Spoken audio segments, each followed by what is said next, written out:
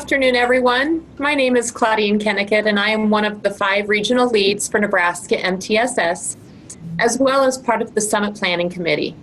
And we are very excited to have you joining us today for another session of our Nebraska NeMTSS Virtual Summit, especially on this cold, chilly Tuesday for those of you that are here in Nebraska. We are thrilled to have we are thrilled that you have chosen to participate in this very important learning experience, especially with all of the responsibilities and uncertainties that you are currently dealing with. Today, I have the distinct pleasure of introducing Dr. Dominique Smith. I was fortunate enough to be able to be at one of Dr. Smith's conferences last fall in Lincoln with a couple of colleagues, and would like to take a moment to share some of his background information with all of you. Dr. Dominique Smith is the Chief of Educational Services and Teacher Relations at Health Sciences and Middle College located in San Diego, California, and as a consultant for Corwin. Dominique has helped transform HSHMC to become a restorative school with his efforts in building relationships with students and hearing students' voices.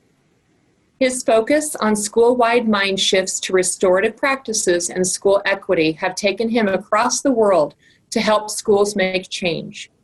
He has published books with authors Douglas Fisher and Nancy Fry, Better Than Carrots and Sticks, and Building Equity Policies and Practices to Empower All Learners, and Engagement by Design. In 2014, Dominique was the recipient of the National School Safety Advocacy Award. Dominique focuses on creating a well-rounded school climate to allow the growth of all students to become the best student they can be.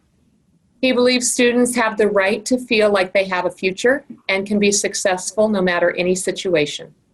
And today he is going to be sharing with all of us his presentation titled, All Learning is Social and Emotional. As always, we will be monitoring the chat and question and answer section, and we'll take a few minutes at the end of the hour to have Dr. Smith respond to any questions you might have.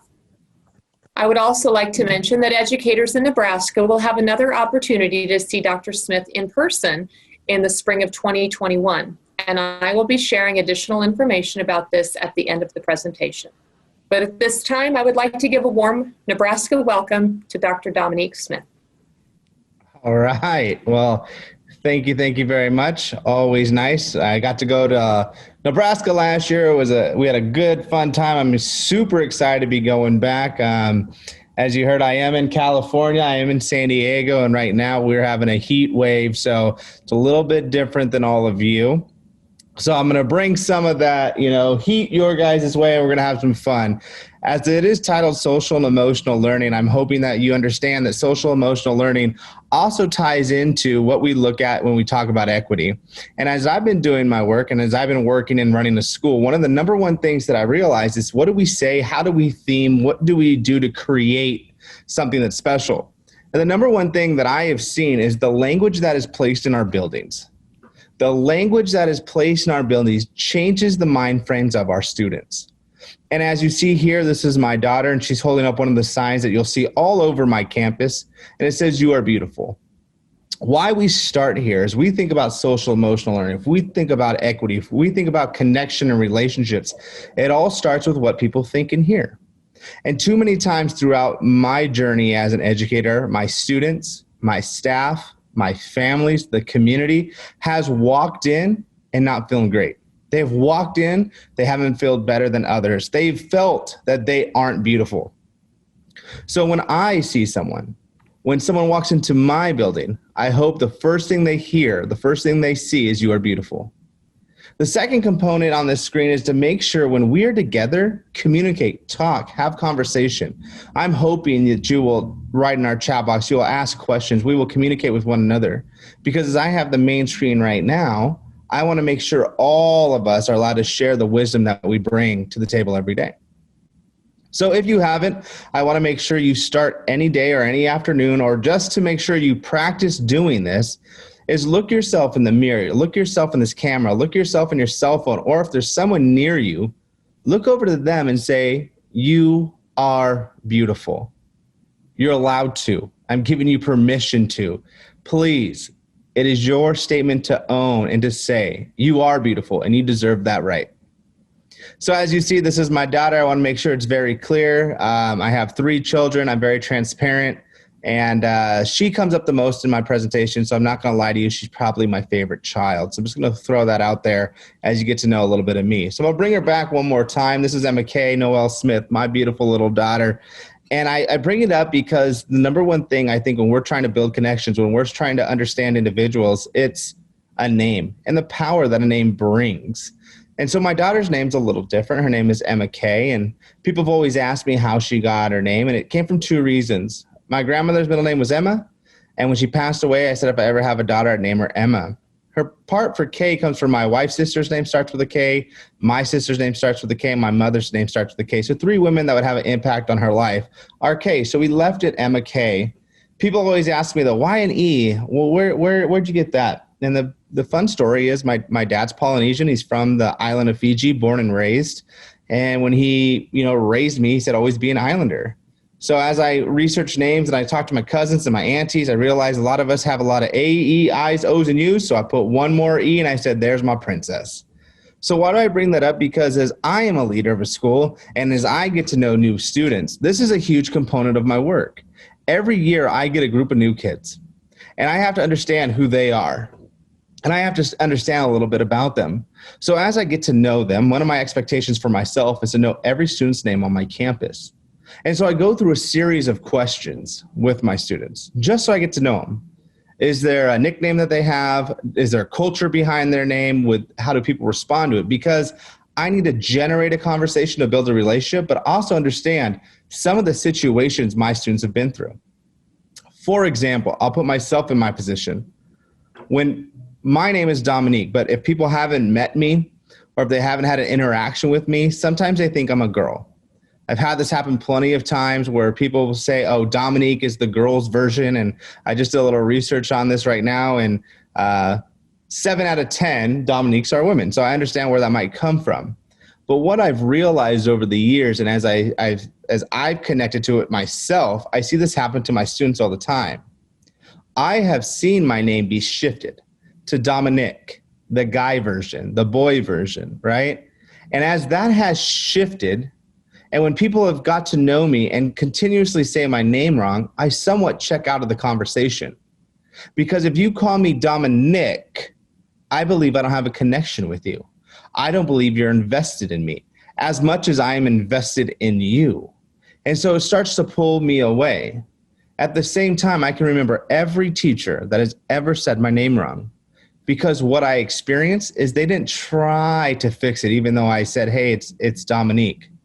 No, they created somebody else. They let me become somebody else. They created a version of Dominic and let my identity as Dominique fade away. Now, I want us to think about our students. How often has that happened? How often have we maybe, heard a student's name, not said it correctly, mispronounced it, or gave them a nickname because it was a little bit harder to learn. It was a little bit harder to connect. And as I think of that, I think of my students all the time. I see this happen. I have students that have hard names. And I know it's going to take a couple times to really get to know them. But we have to practice and we have to get there. At the same time, I would never change my name. But the sad thing that I've experienced is I have too many students that said they would. And as we are trying to make change in this world, the reason and some of the statements that my students say to me of why they would change their name, it hurts. I ask students all the time, would you change your name? I've wrote it down. I have plenty of students here named Muhammad. And they tell me all the time, I wish I could change my name. And I say, to what? They say something white, because I'm tired of being called a terrorist. I'm tired of people tying me somewhere else. That's not who I am. I have students named Josue, same thing. I'm tired, Dr. Smith, of people saying, hey, do you have papers? Are you illegal? Are you supposed to be here because we live so close to the border? Malik, LaPrisha, I'm tired of people saying that's a pretty black name rather than just saying it's a pretty name. And I've never had to experience that, but my students do. So when we think about that and we think about our students, make sure when we get our first roles and we get our attendance, make sure we don't put assumptions and we don't put perceptions and we don't put labels and things like that and characteristics onto our students just because of a name. Because if we do it with that, we will lose our students. We'll lose the connection we can truly create. And as we looked at it, and Russ Qualia did a little research on this as well with the student voice, he said that only 52% of students even believe their teachers knew their names. I want to make that shift. I want to change that. So as you're sitting here and be able to watch this, there's an old theme song that used to play and we all used to sing it. I'm hoping we can generate that feeling back into our schools. So I want to share it with you. I want you to hear it nice and loud. If wherever you are, I give you permission to sing it, because this is how schools should be.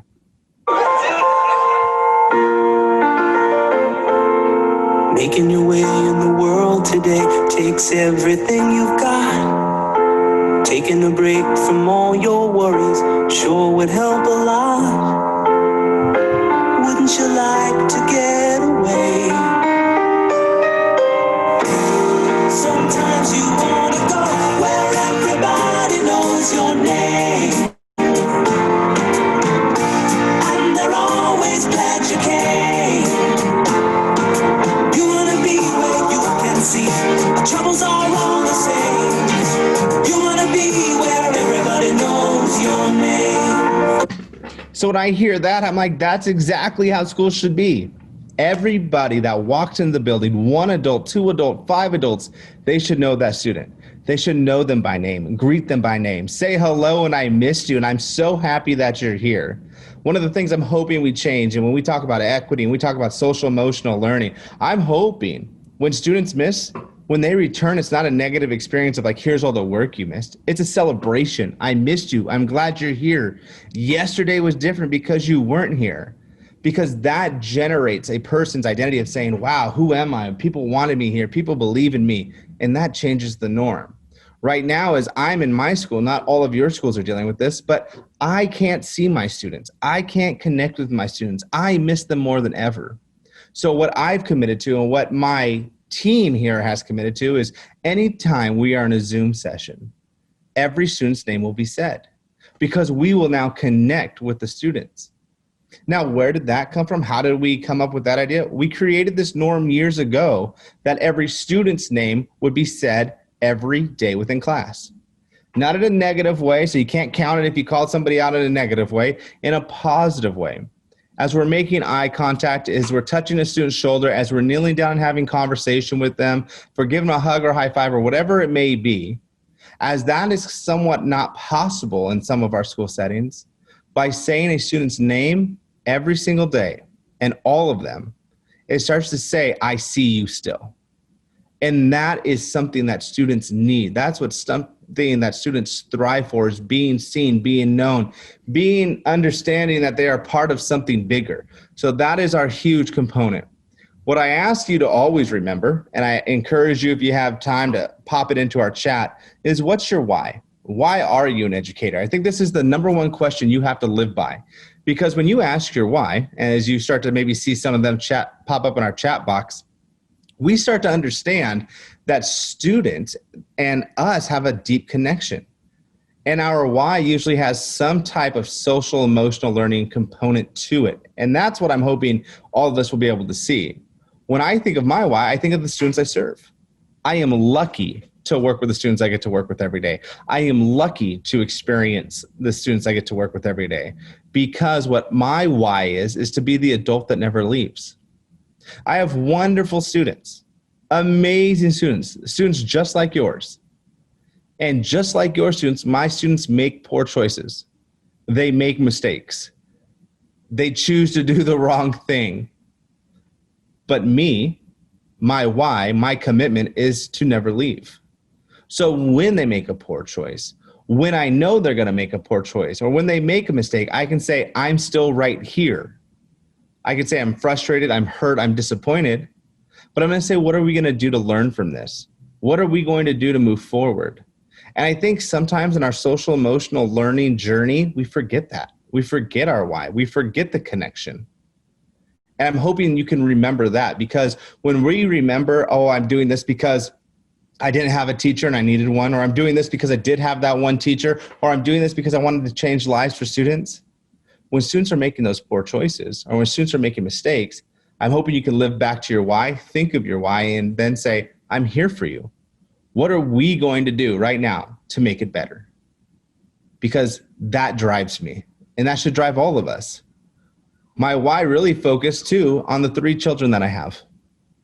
I see this world change every single day, and I see a world that is completely different than when I grew up. I can see my daughters know how to turn on a TV, know how to work an iPad, know how to work an iPhone. They know how to get Alexa to sing me songs, everything possible. But what I don't see is sometimes education changing as fast as it is for my children. And I bring this up because as we go to a journey on equity and as we go on a journey of social emotional learning, I want us to be comfortable and I want us to know we have this amount of instructional minutes, very minimal. And we could use every minute that we get to teach content, to get to our standard, to get to our pacing guides, to make sure I am reaching where my students need to be reaching.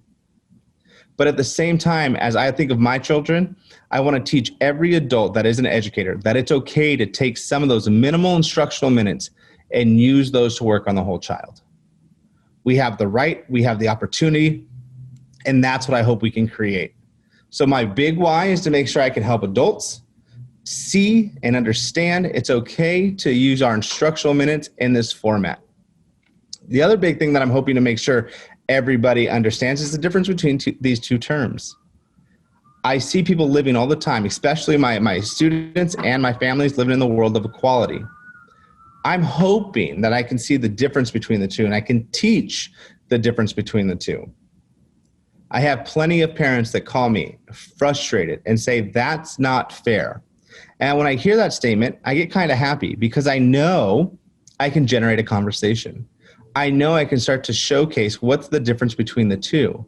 And my fight for equity is to make sure students get what they need to be successful, what they need to be able to create the norm for themselves.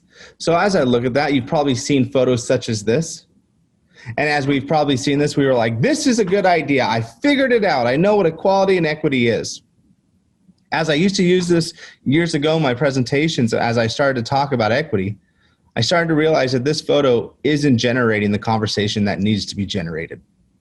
When we look at this, we have the first image of the boxes and making sure that every individual is kind of getting what they need, but not exactly. We don't know what that student needs at the very far end. And what it told us is just to give more. And we still had a fence that was blocking our students out. A fence that was dividing and saying, you are not welcomed. This is not what you get. This is not what equity looks like for you. So I eliminated this photo. I shifted it over here because I got excited about these apples. I said, look at that. That's a common cold, common assessment, common challenge, potential, whatever you might want to call it. And our students are reaching it. But again, I got stuck with the boxes because some individuals started to have the conversation of more. And the more means that they're going to meet what they need in success or potential or common goal or common challenge. But that's not what it was either. And so I had to shift my thinking and say, no, we got to shift to make sure people understand what's truly happening when we talk about equity, when we fight for equity, and what does it, start to turn out to be. And I came across this and I thought it was huge because sometimes when we don't look at data and we don't gather the information correctly, when we start to get resources, support, help, and things like that, we sometimes don't give it to the students that don't want to be at school. We give it to the students that want to be at school. And all of a sudden, we see our equity gap grow. And when we see our equity gap grow, I believe we see an attendance gap, we see an achievement gap, and we see every other gap possible in this little tunnel right here.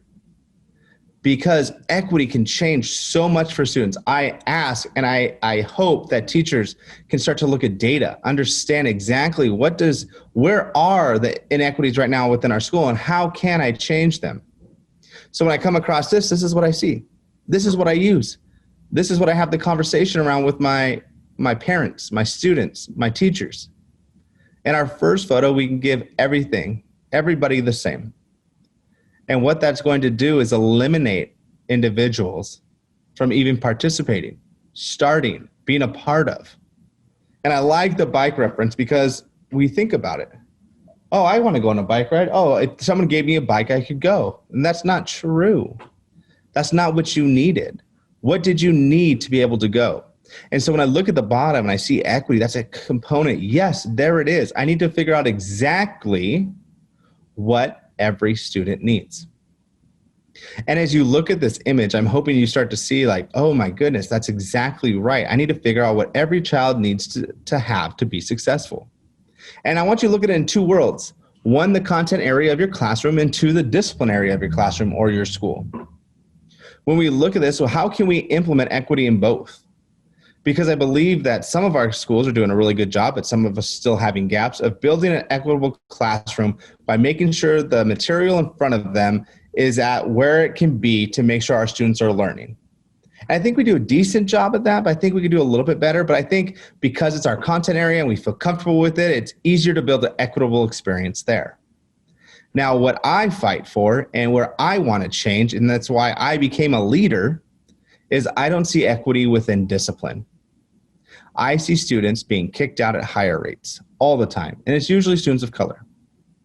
And what I wanted to make sure is understand exactly what's going on in a student's life, and are we making sure we are making the right choices for them so they can be successful, that they can live up to who they want to be. And one of the things that I've always come across is as I see different families, I need to figure out, can a student start to learn from the mistake, fix the mistake, repair the mistake, and move forward? And sometimes what I have seen and what I've experienced is we have some families that cannot offer that to their student when they come home. Not because the family doesn't want to be a part of it, because the family isn't available because they're trying to keep a roof over their child's head. For example, I will go to a more of an extreme case. Two kids go off campus and they smoke pot and they come back to the campus, right? I have an off-campus lunch, so that's what I'm going to kind of play around. I have off-campus lunch. Students can leave, they come back, we trust them, right? I work with high school students. If you ever open up a high school, maybe think about that, because you're putting a lot of trust on your kids, and then we're offering for some mistakes to happen. Anyways, though, I have those kids make those poor choices. And what I see is one family rushed to the school, apologized. They drove their own car. They were allowed to leave. Mom and dad showed up. They picked up their child. They went home, had a wonderful dinner. They cooked dinner at home. They sat around a dinner table. They had a conversation. There was ownership. There was self-reflection. And they started to say, I need to do better. They talked about the people that it's caused harm to. They fixed all that, and they're moving forward. Other students, I call home and a parent can't leave their job. There's a single household. Mom says, I have to have you have them take the bus or walk home. And for whatever they did, it's okay. When can I talk to you? I don't have an off day for 4 days. I sit there and say, I can't send this kid home, because I need them to start to self-reflect. I need them to start taking ownership. I need them to start to say, what can I do differently?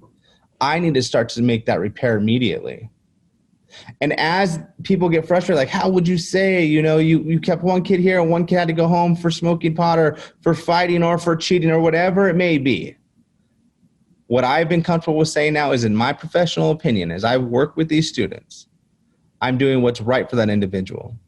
That doesn't mean in our learning management systems that they still have the same code, that they got a suspension or they were asked to leave campus or whatever it may be. I'm talking about the ownership and repairing harm to move forward.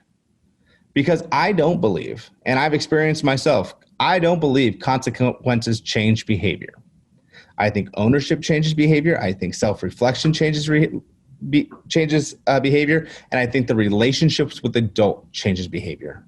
And that's what I want us to feel comfortable with. So as we talk about equity and as that journey comes, as I see you more often, that's what I challenge you with. I'm not getting rid of accountability. I want accountability for our students. And there's natural consequences that do come when students make poor choices. But I'm not saying I want to follow a black and white book that if you do X, Y, and Z, this is the consequence you get. That's that equity piece that I'm hoping to change with all of us. So when you think about this, as we take it to our classroom and when we take it to, when we're working into a discipline, I want you to ask this and think about how equity is driven in everything that we do. And I want you to ask yourself, who writes the stories, who benefits from the stories, and who's missing from the stories? Take that to your classroom. Anything that we do in our classroom, those should be some of our questions. In any story read, any text we read, anything from a historical background, and then from our identity and agency for our students. Who's writing that story? Did I write it for them? Did they write it for themselves? These 3 questions will drive our equity mission. I love it right now that my school has taken, our teacher leaders have taken an action step and saying that every story, every piece of text will be written by an individual of color or a group that's marginalized or whatever it may be to then create different stories within our schools. And I'm hoping that we can start to see a little bit more of that as we move forward. Now, when we think about that, I also want us to think about trauma. And I'm thinking about it right now is when you think of trauma, what's the one word you think of? And if you can participate again in our chat box, if possible, what's a word of trauma that comes to mind? And as I do this with individuals, I hear hurt, broken, scared, harm, deep words, hurting, ACEs, our ACE score through the roof. And when we think about that, think about our students right now. Those words are tied to them. How do we change that? How do we create that? How do we build a social emotional learning environment or equitable learning environment for that student?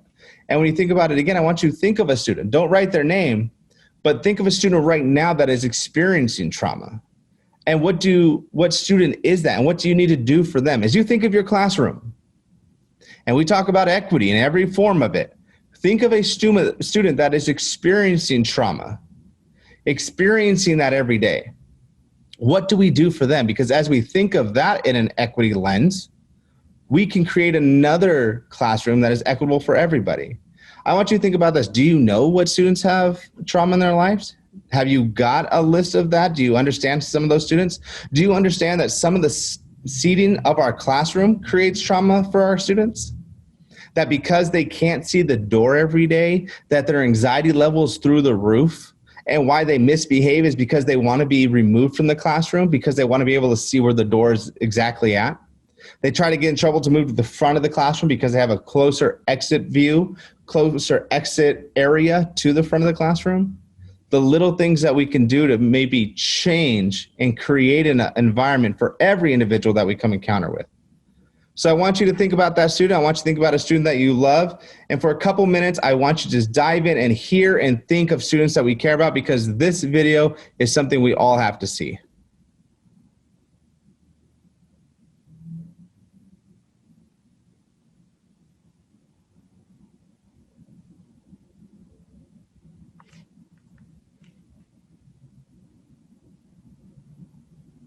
To this one, I want you to work together on this one because we're taking a quiz afterwards. And if you're still having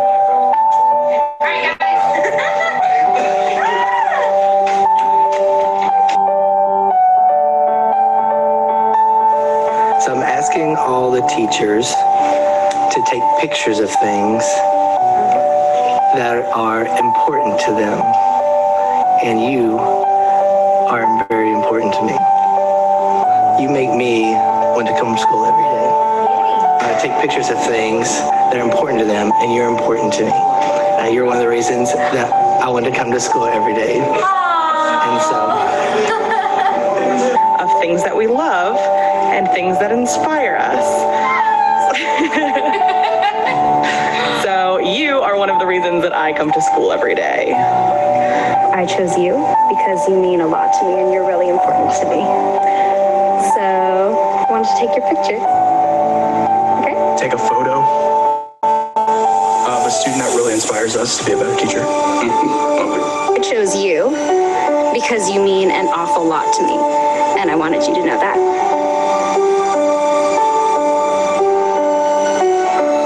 So I was wondering if it was okay if I could take your picture.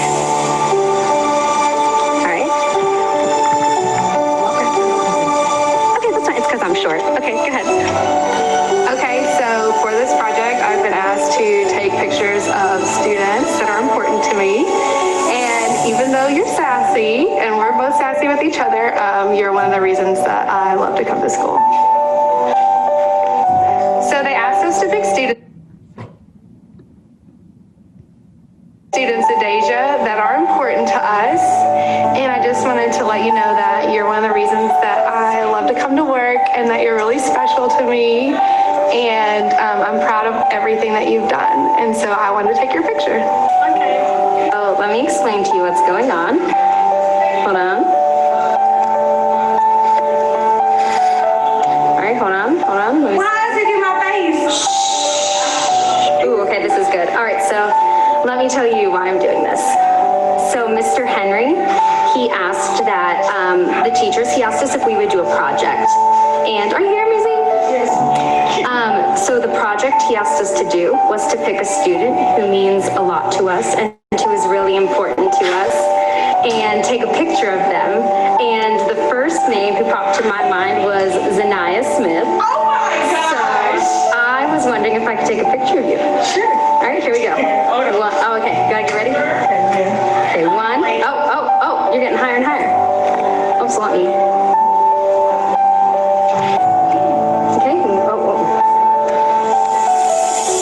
1, 2, 3. So as you think of that student and as you get to know that student that makes you want to come to school every single day and go to work every day, I hope you know it's because relationships matter.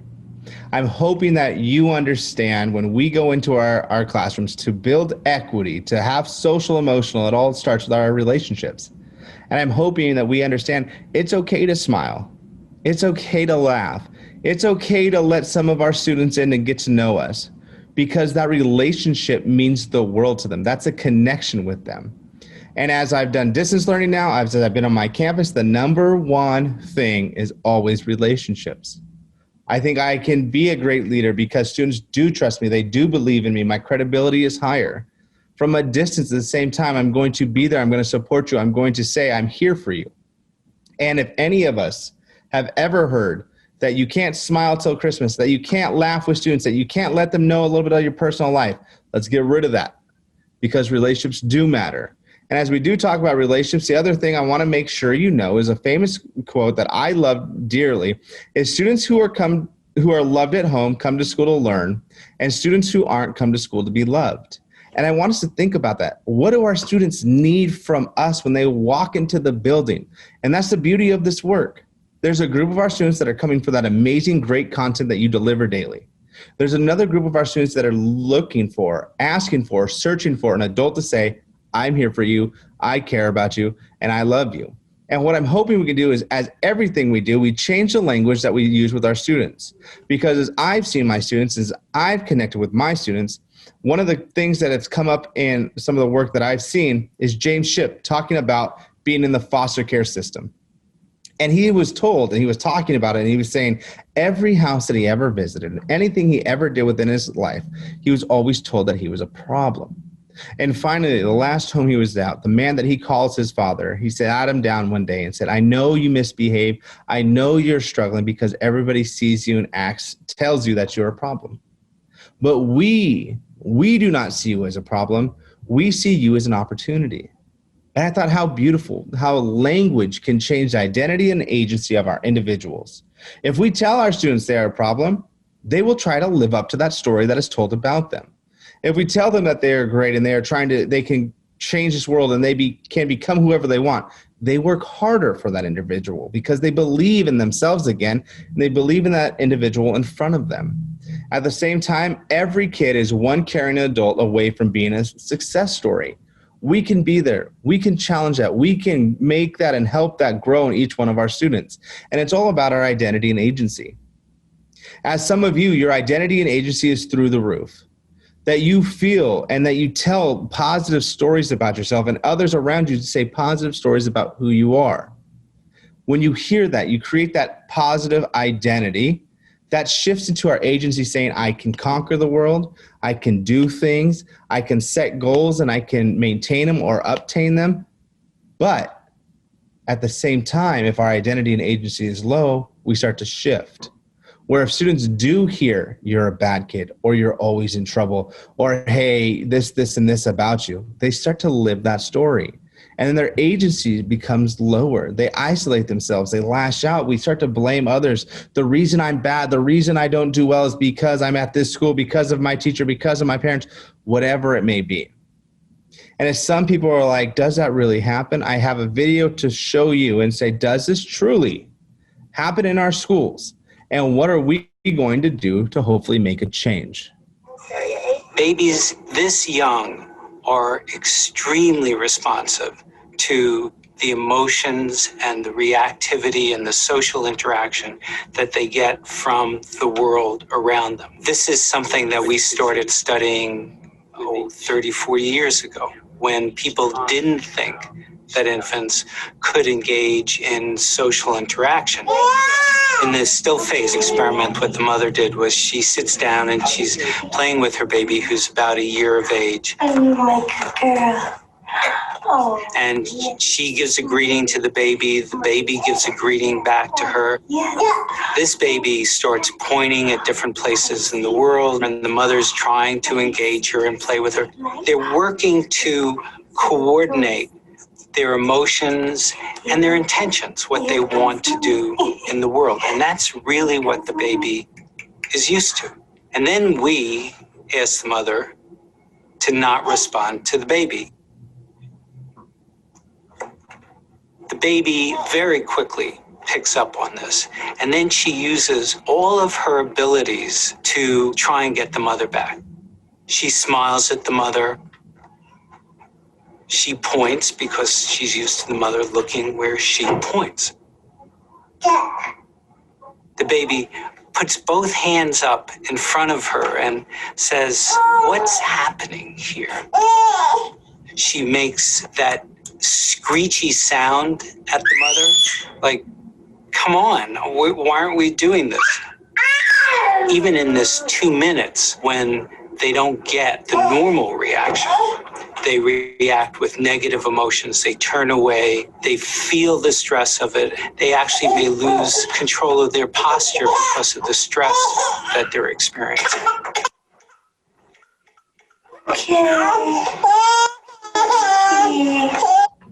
So I want us to think about that. And as we take that still face from an infant, and trust me, I try to recreate this video, but I just couldn't do it with my daughter. I picked her up too fast, so that's why we stopped that one. But think about that. Do we still face our students on campus? And as I've had the pleasure of walking schools and seeing schools across this country and across this world, my answer to you is yes. I see it. I see students that are placed in certain areas of the classroom so that they're never called on. They're sometimes called low achievers, right? They get less wait time. Tom Good did a study of this years ago and said they'll get less wait time, that they're not going to be called on, that they're not going to be praised on, that they're going to be pushed to the side. And what I've experienced is I see that. I see less eye contact. I see less empathy. I see less of the connection when I want to say, yes, I'd like you to come to the front, or yes, please share. And what I've seen recently is not recently because COVID, but as I was walking schools, I saw how teachers taught the classroom. And when they were doing their direct instruction, standing in the front of the classroom, they would look straight and sometimes still left. And that's how they would deliver when they were talking. And what I experienced was the students that they struggled with, or students that they didn't really want to have a voice, or kind of like just, struggle a little bit in the classroom, were sometimes located to the right. That is not an equitable opportunity for those students. There is no access to the teacher. There is no touch point. There is no instructional excellence happening. So I hope you can think about that as you look at your classrooms, as you walk your schools. Do we see this? And I believe it's on us right now to say, yes, I see it, and I can't allow it to happen anymore. As I think about that, it always comes back to the relationships. And relationships are going to take time, they're going to take effort, and they're going to take trust. And as I think about that, what can we do? How do we create it? Simple tips that you already know. I want to make sure I just kind of beat them down one more time. Know your students' names, please, and pronounce them correctly.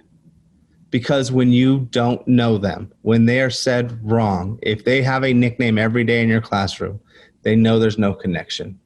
Please know your students' names and please start to pronounce them correctly. I ask you to bring a positive attitude to school. No student wants to build a relationship with the grumpy human being. I've been told all the time, why are you so grumpy? And I'm like, I'm not. But what I've realized is because I have a beard and sometimes cross my arms, students start to think that I'm not in the positive, great mood. I have to change that because I'm searching for students to come and talk to me and have conversations and build a relationship with me. I'm also hoping you know your students' interests. What do they like to do? Do you give them time to showcase that with you?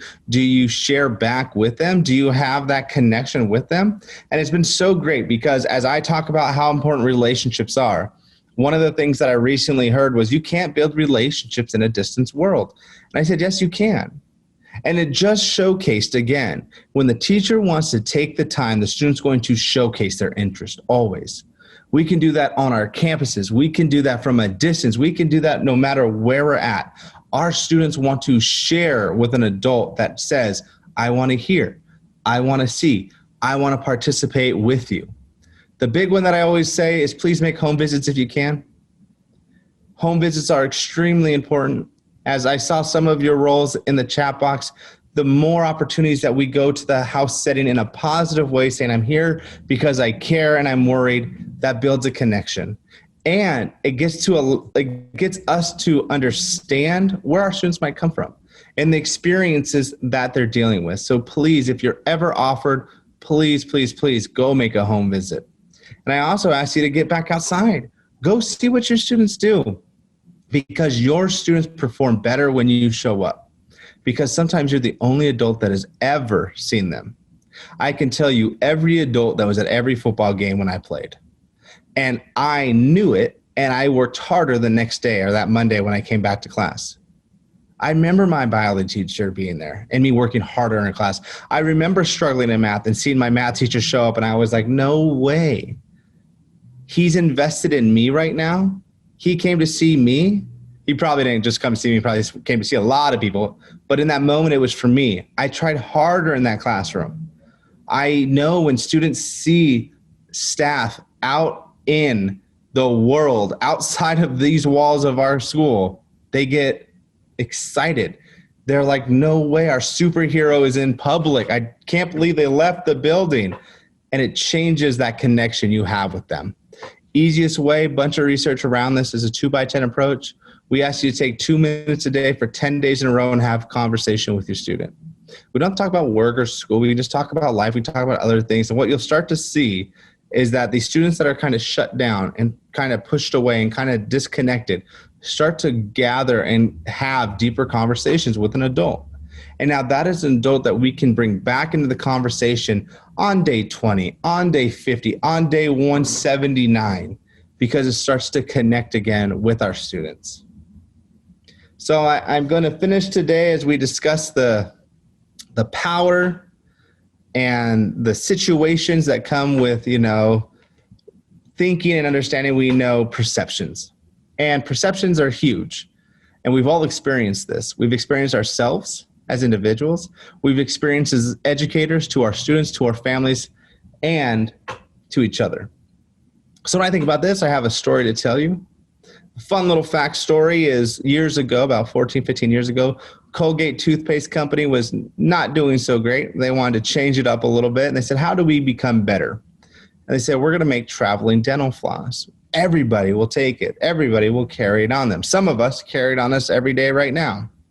And so they built it. They had a little spinner wheel in the box, and they were making it. And they said, hey, we're going to put out some, ads to say, please, please, please come get our dental floss. So they said, you know what? If you have stuff in your mouth, no one's ever going to want to talk to you. So please come get your dental floss from us. Because if you have red stuff in your mouth, it's really going to pop off and everybody's going to see it. So please, please, please get our dental floss. And if you have spinach in your mouth, trust us, no one's going to want to talk to you. So you definitely need our dental floss.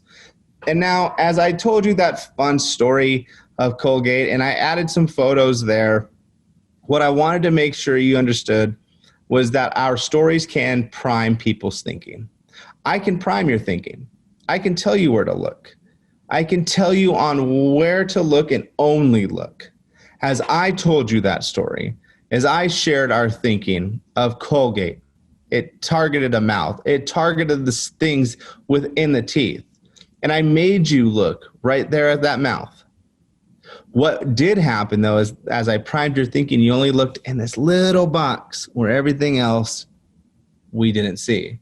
As you count those fingers on that hand, you'll realize that the first photo you saw is the same photo you see right now, but you did not see that finger the first time. Or when I put in this photo and you start to look at it again, you start to realize that that arm doesn't bend like that. And one last time, as you pull up the third photo, you start to realize that this man does not have an ear. But those images were the same. We didn't see it the first time. Why? Because my story told you where to look. I primed your thinking. And that's what we do too often in education. We prime each other's thinking of where to look. And what happens is we miss things and we build perceptions. And what really starts to happen is the perceptions become our students' reality. And that's where we have to shift. That's where we have to make a change. And one of the things that I'll be able to do as we're all together, as I meet all of you in March, is we'll get to play a little game. So I bring it up to you now so you can start to practice with other individuals.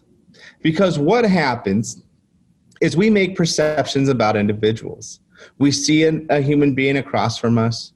We start to think we might know them based on what they're wearing, what they look like, maybe where they live, whatever it may be. We take everything into account. We make some guesses. So as you look at this screen right now, I guarantee you think you have some answers about me. What my hobbies are, what my favorite food might be, the type of music I listen to, the pets I have, the types of music. So if you want to participate, go ahead, because we're not going to put anybody in breakout rooms. So where are we at? What is one thing you think you know about me as you see me through this screen? What question do you know the answer to? Go ahead, and if you want to participate, pop those into our chat box. Because what I want to make sure everybody understands is as we do look at individuals, we might guess some of these answers, but we might be off. I encourage you, within the next couple of weeks, get with a colleague you might not know. Get with a family member that you might not be deeply connected with. Or if you're ready for it, get with a student that you don't know. And have them sit still and guess all these answers about them. And don't let them say yes or no, just guess. And at the end, I want your students to be able to say, that was fun. Or your friend to be able to say, that was fun, but your answers were wrong. Let me tell you who I really am. Because too often this happens. We make assumptions, we make guesses, and those assumptions become labels. And the labels is how we act, talk, discipline that child.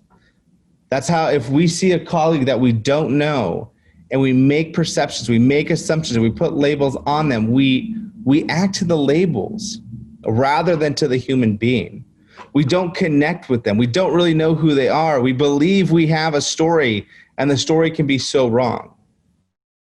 So as you look at this and as you start to think about how to create this, I ask you, number one, know the people that you work with. In the next couple of days, go around and have some fun with some individuals. Go with lunch, put these questions out, go A versus B, see how many questions are right. But I want you to understand that this happens. Then I definitely encourage you, as you have those 2x10 conversations, sit down and have some one-on-ones with students. One of the things I used to be able to do was out of the Y-Try organization, I would get cans of beans or corn or olives, and I'd cut them open, I'd dump them out, I'd wash it, I'd fill it with candy, and super glue it. And I'd have students open up these cans, and they'd be like, oh my gosh, there's candy inside the bean can. I said, what did you think was inside? They're like, beans. And the conversation I got to have was, I don't know what's inside. There's always going to be a label. But I need to know who you really are. And I think that's where we need to get really comfortable with our students. If a student walks into my building right now with baggy pants and a blue shirt on and a do-rag on, does it mean they're part of a gang? No. And too many people have said that to me. That's a gang member. No. He wears something because he doesn't want to walk around in the neighborhood where he's scared of. He changes who he might be because he has to walk home. So we have to understand who individuals are, know who your families are, reconnect. But at the same time, the big one too is know who you are. There are so many times that we know when people look at us that they see something, they tell a story about us, they don't know who we really are. And what I'm asking is I want you to be able to start telling your story. I want people to know who you really are. So think about this, and I encourage you to do this again with someone you know. What do people see when they look at you? But what should they really know when they see you? Because as I've experienced it, I know if people have an assumption about me or if they put a label on me, that's a barrier to a relationship, a barrier to a connection, a barrier to, getting to know somebody in a different light. I've tried to break that down with my students to make sure that that never happens to me. I do that same thing with my families, but at the same time, I do that in my regular life. I want to make sure, and I make sure that anybody that sees me knows the true side of me, because I've been told, I've been asked, hey, who are you? Are you part of a gang? Are you part of have you ever been to prison? Do you do bad things? And I don't know why that is, but then I realized when I'm with my dad, sometimes people have assumptions. And here's a photo so all of you can see who I am. When you come down to San Diego, this is who I am. And people place assumptions based on the individuals right here. The assumptions is that we are not educated. The assumptions are that we work construction. The assumptions are that we're not approachable. And as you can judge some books by its cover, that's not who I am. My dad, of course, yeah, that's my dad. Everybody can see him. Not the most approachable human being. He did drop out of high school, and he does work construction. But what people don't know is that he's a loving, caring person when it comes to little kids. And he will always, always protect little kids. At the same time, for myself, I want people to know I am an educator. I am a father. I do travel the world to change education. I want them to know little things. I don't like tomatoes. I started eating avocado because I live in California. I missed the Chargers. I'm a cancer survivor. The fun facts about me to get to know who I am. So as you think about it, again, first and foremost, stop placing perceptions, labels on individuals. At the same time, I ask you to know who you are and connect as much as you can, saying, this is who I really am. Now, as I think about that and I move forward, I know when we start to tell our story, our students will share theirs. And 9 times out of the 10, the misbehavior is not going to make us mad. It's going to break our heart. So I want you to make sure you know, as I am an advocate to make sure identity agency is high, and I want to make sure people know who the real individual is, that can't happen with actions like this. This is a clip chart, ladies and gentlemen, and I am an advocate against it. And if you teach high school, I'll explain other ways as well. But number one thing, this does not help our students. Our students that are in the red, the students that are parent contact home, the students that are always down in the bottom, their identity and agency starts to shift that they are the bad kid. My son was in the system for 1 year. If you did well, you went up. You went from the middle to sunny, and then you went to rainbow. And if you were bad, you went to cloudy, and then you went to stormy. And every day I told them, please, please have a wonderful day at school. But please, please, please be in rainbow. And every day he did. And he'd come home and his identity and age was through the roof, and he was happy with who he was. And he said, Dad, it was a rainbow day. But then he'd also tell me every kid that was stormy. And he would isolate himself away from them, and other students would. And the teacher wouldn't call him as much. And that student that was a stormy kid became the parent call home kid, to the lose recess kid, to the referral kid, to the suspension kid. And when they get to us in high school, they say, hey, this is who I am. I'm the bad kid. Be ready for me. At the same time, in a high school setting, we don't really use clip charts, but we do one thing that I hope we can change.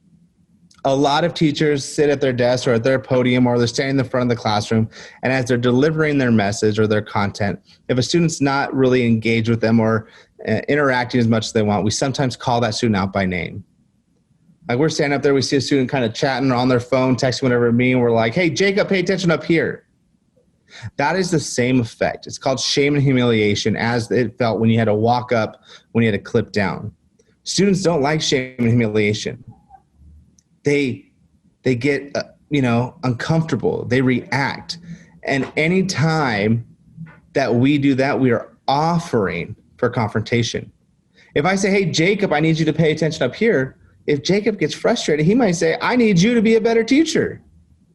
Now I have a negative interaction. Rather, let's sit down, let's get closer, let's kneel down, let's, be right there. Or at the beginning of our school, the beginning of our school year, we state in this classroom, when I need your attention, I will be calling you by name. So students don't feel that shame and humiliation right off the bat.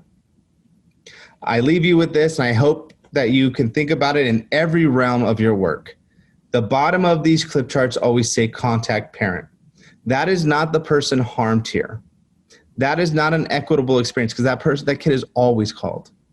I want that to say rebuild relationship with teacher. Because if that's the moment, we can start to rebuild, we can start to repair, we can start to move forward. If you have to call home after that, then go ahead and say, you know what, hard day, but your student owned it. They made, the right choices. They're ready to move forward. Students should be practicing with us. That's what we're doing here. We're reteaching behavior as much as we're reteaching content. We have to allow that to happen. So at the bottom, we're changing it. It is rebuild relationship with teacher.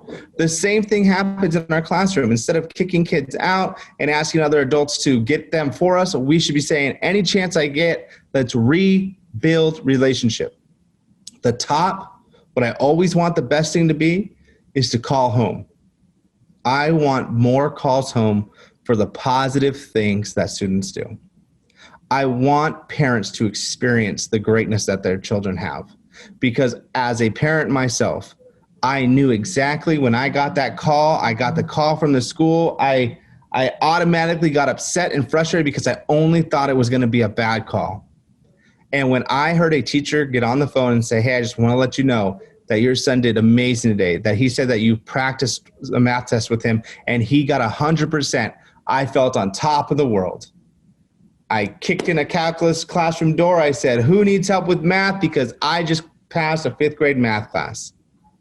What we have to realize is we have so many opportunities to build relationships with students, to repair relationships with students, to maintain and gain relationships with students. And when we talk about equity, some of those students have never had an adult that says you can do something with your life, that they have never been able to say, hey, you made a poor choice, but what are we going to do tomorrow? They've always been kicked out, asked to leave, tell them to go away.